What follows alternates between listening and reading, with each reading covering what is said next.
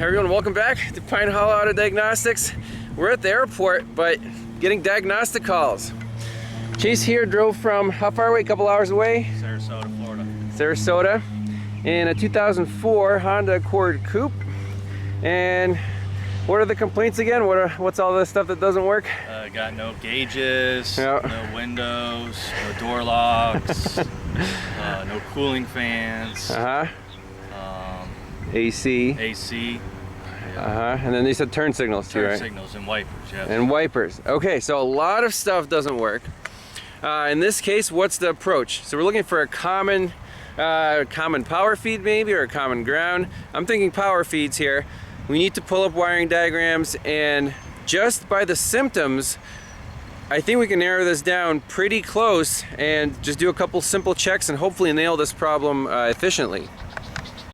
All right, so in this case, I'm going to open up a window for each system that doesn't work, starting with our turn signal hazard flasher. Now these are circuit diagrams, they're not wiring diagrams per se. It's more of a circuit layout, which is actually very handy in this case where we want to see whole topographical map, just powers and grounds. We don't need connector numbers just yet. So let's see how this works. Under dash relay box, we have 3 power feeds to here. We have a microprocessor control unit, turn signal hazard relay, and here's the combination switch control unit. Right there, turn signal switch. And then we have our bulbs right here, the brown and the red and the blue. The red and blue feeds the left, brown feeds the right. Power side switched by this turn signal hazard relay, and that is controlled by this microprocessor in this smart fuse box. So right off the bat, I want to check these fuses right here, number 7, number 21.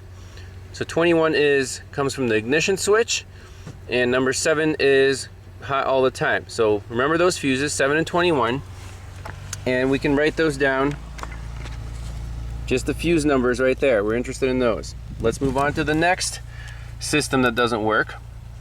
Power windows.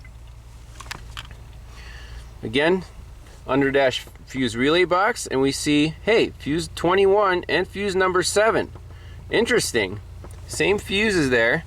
Then we have this power window relay that turns on power to the power window master switch, and that relay is controlled by, it's constant power, turned on by the master switch here, and then that closes and sends power to our, right here, 2 and 3. And this is the left rear, the right rear, so it's like a main power on to all the window switches. Okay, and under dash fuse relay box, again we have this microprocessor in there, and that can also be controlled by the power window master switch, because on this vehicle the windows can also be lowered and raised with the ignition switch. So it's kind of like an Audi, you hold the ignition switch and all the windows go up or down. That works, but the switches inside the car do not. So keep that in mind. Again, fuse 7 and 21, and then also 27 and 26. So there are the fuses for the windows. Next one, power locks. Let's look at the power locks diagram. Okay, under dash relay box, hey, fuse 21, fuse number 7, 8, and 27. And then that goes to the MICU, multiplex integrated control unit, and the door control unit. So those are the common power feeds. We have all our switches. All our motors are controlled by the MICU right here. Cool. Make sure we're not missing anything. And then all the door switches. All right, so again, fuse 21, 7, 8, and 27. wrote those down. So we have a common 21 and 7 seem to be appearing so far in all three systems. Let's look at the air conditioning. Why is this air conditioning compressor not kicking on? So there's our compressor clutch relay. There's the clutch itself. And the relay is fed by fuse 30 in the underdash fuse relay box, switched on by the ECM PCM. Okay, so now the question is, how does the engine computer know to turn that relay on? Well, we have CAN communication to the gauge assembly right here. And from there, these are talking to the engine computer. And to the gauge assembly, we have a connection to the relay module, and you see AC pressure switch right here. And then this light blue wire comes off the diagram and goes to climate control unit. This is most likely the AC request line, and you push a button on here and it decides if it wants the AC compressor on. So if this communication has to go through the gauges and the gauges don't work, well, it's not surprising that it never makes it to the ECM PCM and your AC doesn't work. So in this case, the AC is request via gauges. So let's see, moving on to the next one, let's look at gauges. Again, research is everything. So this is our gauge diagram. Hey, look, fuse 7 and fuse 21. Those are the main power feeds to our gauge control module. How about that? And the gauge cluster here seems to be very smart in terms of there's a lot of communication going on in this power supply circuit controller area network controller. Everything goes through that, but if it doesn't have power, obviously everything's offline. And just make sure we're not missing any more power feeds. Fuse 7, fuse 21. So we write that down for the gauges. Last but not least, let's look at the wipers. Okay. There we go, there's our ignition switch and our constant power. Those go to fuse 20, 21, and 7. Microprocessor again, common theme. And there's our switch for the wipers. So those three fuses I wrote down, 20, 21, and 7. So look at that. We have a common thread in each of these 1, 2, 3, 4, 5, 6 systems. Now bust out the test light and go right for fuses 21 and 7. And we know that we expect one of them to be hot all the time. So fuse 7 here should be hot all the time, and fuse 21 should be hot in ignition 1. So let's find these fuses and do the check. Alright, so diving under the dash, here's our smart fuse box, and fuse number 7, it's actually labeled on here, is the 10 amp backup fuse, lower row. Let's see, 1, 2, 3, 4, 5, 6, 7, this 10 amp, and we got a light on that side, got a light on this side. So constant power seems to be making it at least through fuse number 7. Now, fuse 21 comes from the ignition switch. We'll just grab the keys here and turn it to on. Okay. So fuse number 21 would be this guy right here, 7.5 amp.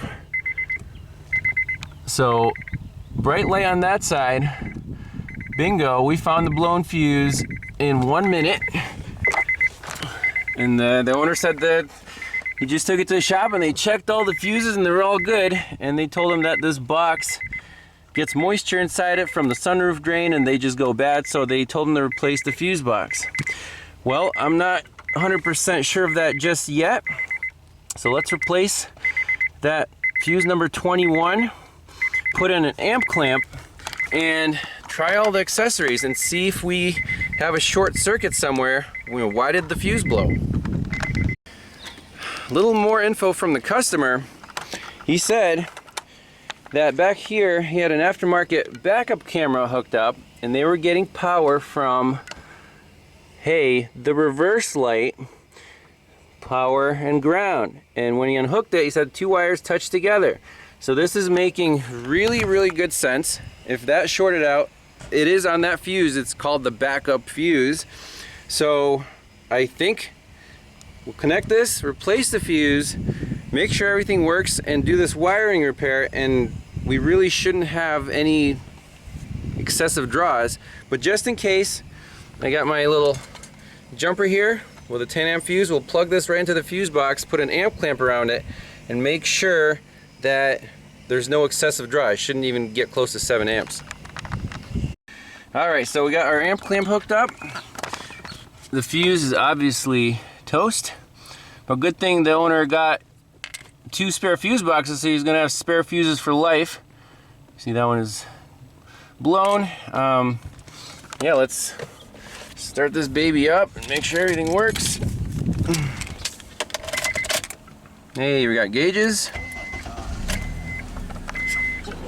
We got windows. We got locks. Let's turn on some fan.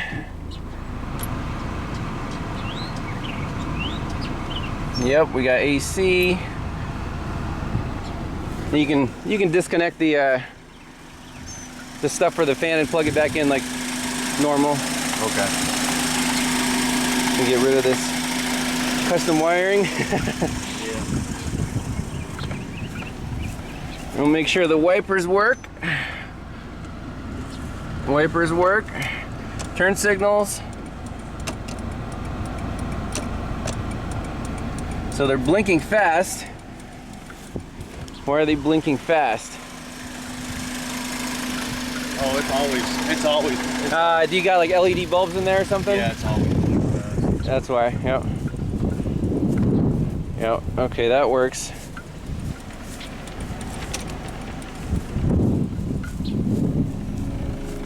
Sweet. Fix. Like I said, find the common thread. So most of the time spent here was pulling up those wiring diagrams and looking for the common power feeds. And the icing on the cake is we know that the root cause was shorted wiring in the back. Right now we're just drawing, a 1/4 of an amp. I'm not worried about it. We'll just fix up the wires for that reverse light and call this thing done.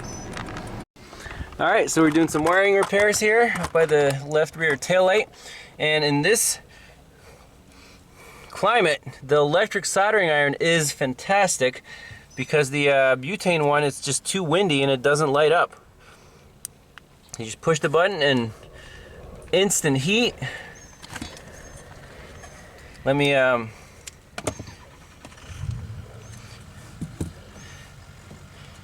position this wire. So use the little wire clip. Already got some shrink wrap on there.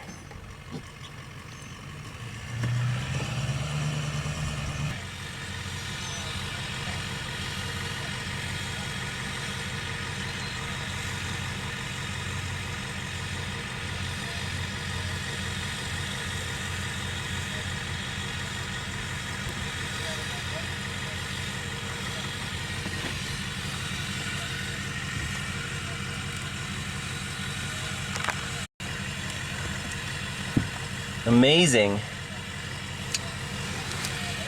So 300C, solder melts right away. Make sure our wire is nice and uniform there, and just let that heat flow.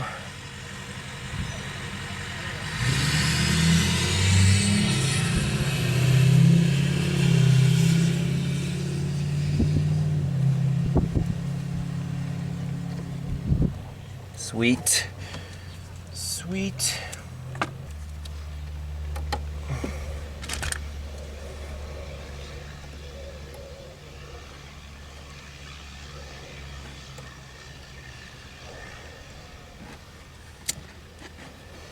See how windy it is?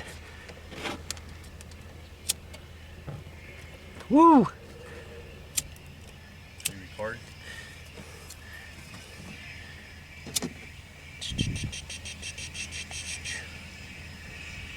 That's good on that one. And this little green one here.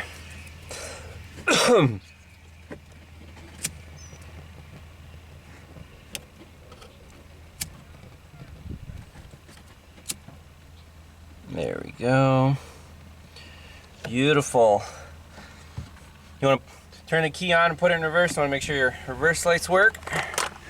And then where's this brown wire go here? Oh, that one's always been out. It's just hanging out? I don't know. Huh, okay. Is there one on the other side?